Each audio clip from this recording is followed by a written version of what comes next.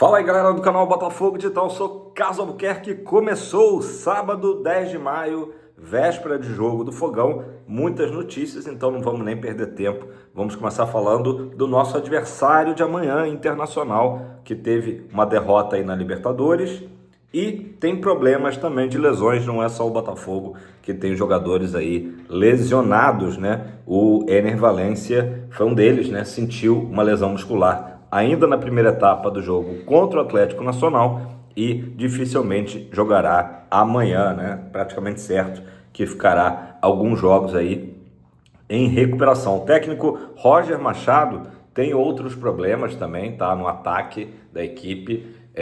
Por exemplo, ele deve entrar com um ataque jovem, né? Seria o Luca, de 22 anos, o Ricardo Matias, de apenas 18, e o Raikkonen, isso mesmo, Raikkonen, será que é um pontinha veloz? De 16 anos, tá? Então a garotada aí do Inter deve ganhar uma oportunidade. E o Inter também tem chance de poupar alguns jogadores, já que vai ter um confronto decisivo contra o seu quase xará, o Nacional do Uruguai, na quinta-feira. O Botafogo joga antes, na quarta, contra os Estudiantes. Então, são alguns problemas aí do Colorado, né? E é isso, é um jogo que para o Botafogo também é muito importante. Ainda é início de campeonato, né? Mas, de qualquer forma, as equipes precisam pontuar o Botafogo, senão ficar ligado, né? Daqui a pouco estará olhando muito mais para a parte de baixo da tabela, por incrível que pareça, do que a parte de cima, né? Além do Valência também, o Borré tá lesionado, o Carboneiro, o Vitinho, o Rocher, o Luca Drummond, o Bruno Gomes e o Gabriel Mercado são alguns dos jogadores aí entregues ao DM, né? Como dizem lá no Sul, lesionados. Falando em lesão, tá? Uma boa notícia agora em relação à lesão do Wendel, lá do Zenit. Foi detectado, né, através de exames lá na Rússia, que foi uma lesão nível 1, né, grau 1, que é a mais leve, naturalmente. Então aquela expectativa realmente de menos de um mês aí, ele já está recuperado, ou seja, exatamente a tempo para o início do Super Mundial, né? Considerando que hoje é dia 10, o Mundial começa no dia 14 de junho, então o Wendel não deverá ser desfalque, né? Deverá ser titular, a gente imagina, do Botafogo, né? Grande reforço para o Super Mundial, o Wendel. Agora, um jogador que preocupa e não é por lesão é o Gregore, né? O Al Rayyan, equipe dirigida pelo Arthur Jorge, sinalizou que vai pagar a multa rescisória do Gregore. Mas, Carlos, o Gregore não renovou o contrato recentemente, ganhou aumento de salário, né? Aumentou a multa também para clubes do exterior? Sim, mas a multa dele é de 7 milhões de dólares, né? O Gregore que tem 31 anos de idade, então um valor aí até bastante alto até, né? Para um jogador de 31 anos, mas o Al Rayyan a gente sabe, né? Dinheiro não é problema. O Arthur Jorge, sim, tem enfrentado problemas aí nos seus primeiros meses de futebol qatari, né? E o Gregore é uma obsessão do antigo mister do Botafogo, né? Querem porque querem. Já em janeiro tinham tentado, não teve conversa, não teve evolução, e agora parece que é uma tendência que de fato exista aí essa proposta, seja paga essa multa de 7 milhões de dólares, né? Claro que depende da vontade do jogador, e aí entra aquela questão também, né? O jogador que já tem mais de 30 anos, né? Começa a pensar também em garantir o futuro financeiro, né? Então, essa multa aí de 7 milhões de dólares, quase 40 milhões de reais, né? Tratada aí pela imprensa, pelo site gol.com, tá?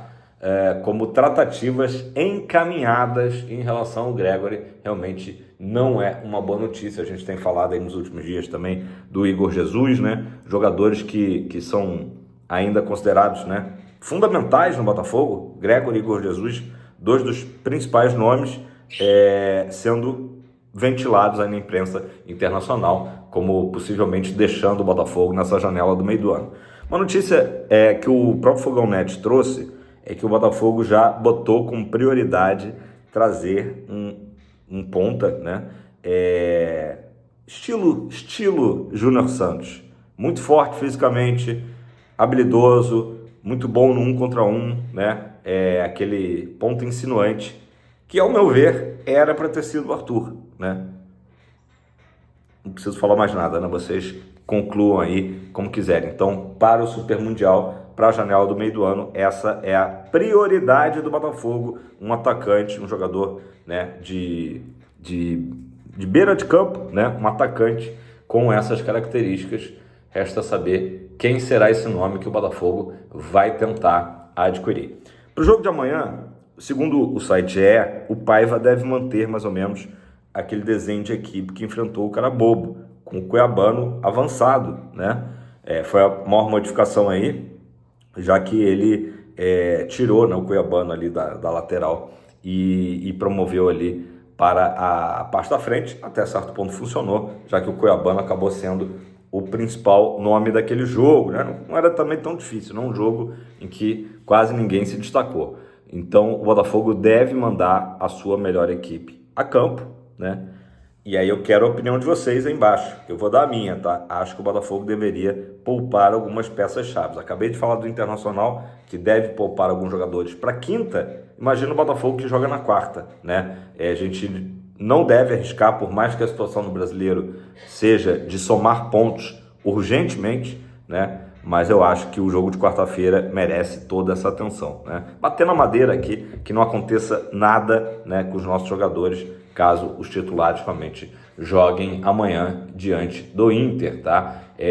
Já falei aqui ontem, Santiago Rodrigues é a boa novidade, vai ser relacionado, né? Se vai jogar é outra história. Então, provável time, segundo o GE, John Vitinho, Jair, David Ricardo e Alex Telles, Gregory, Marlon Freitas. Aí no meio que começam a surgir algumas dúvidas. Jefinho ou Santi Rodrigues.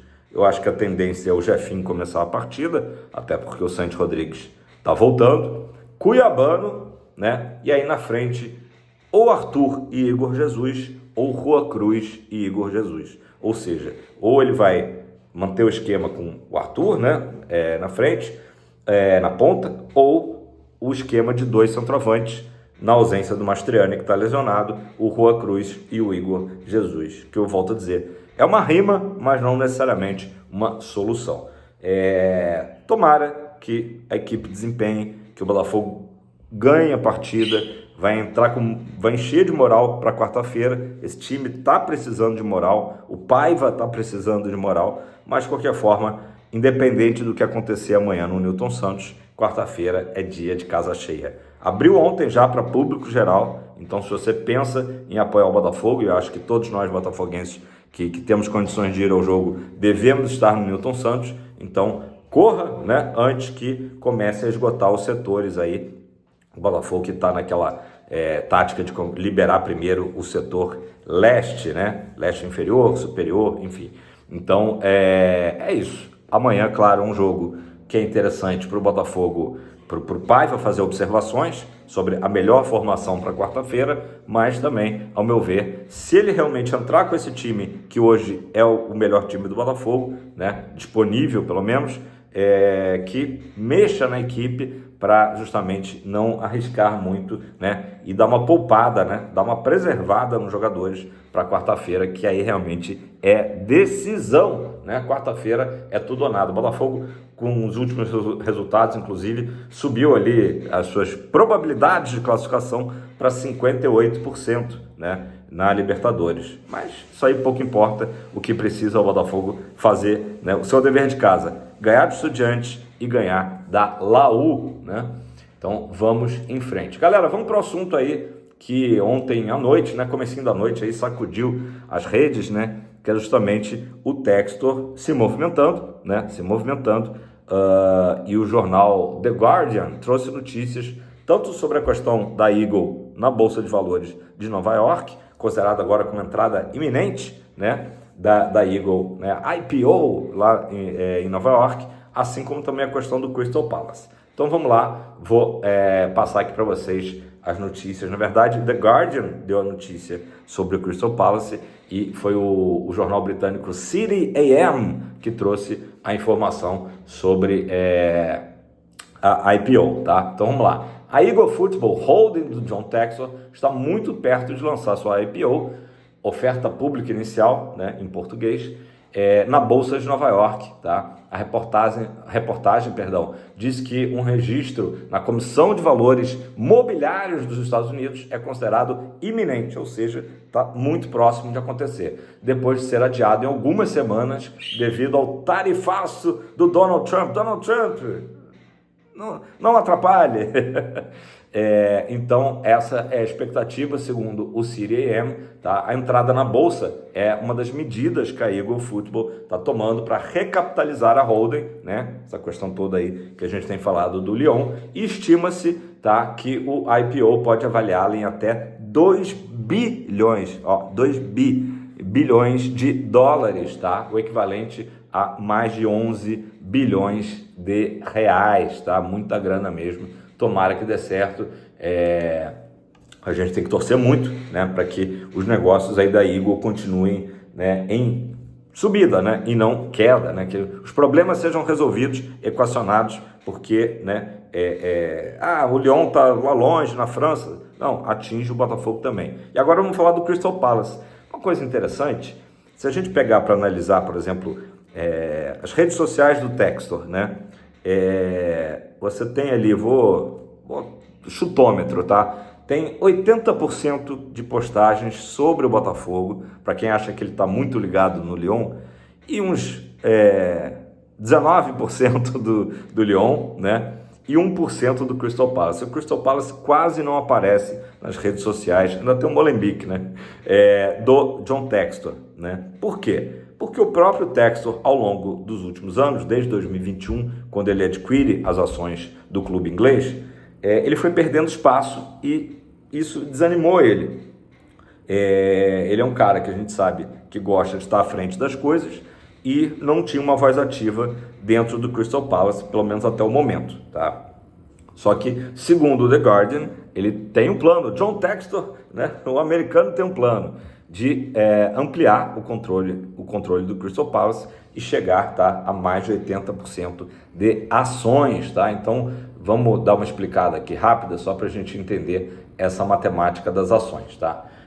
De acordo com a reportagem do jornal inglês, o Textor tem conversado com seus colegas acionistas norte-americanos, o David Blitzer e o Josh Harris, tá? Que eles detêm somados cerca de 36% de controle do Palace. O Textor hoje tem 45%, né? Ou seja, não tem a maioria. Se adquirir 36%, né, pularia para 81%, ou seja, seria dono do Crystal Palace, sem dúvida alguma, né? Acionista majoritário. O que rola também hoje? Existe uma concorrência, tá? Existe um outro norte-americano que está de olho no Crystal Palace, que é o Woody Johnson, tá? Que ele é o proprietário, dono da franquia do New York Jets, né? O famoso time aí de futebol americano lá da NFL. Então é uma concorrência complicada e o Woody Johnson, ele tem feito contatos, inclusive foi fotografado recentemente num jogo do Crystal Palace, junto com o Steve Parish, né? São muitos nomes, galera, para decorar, mas o Steve Parish, ele é o presidente, tá?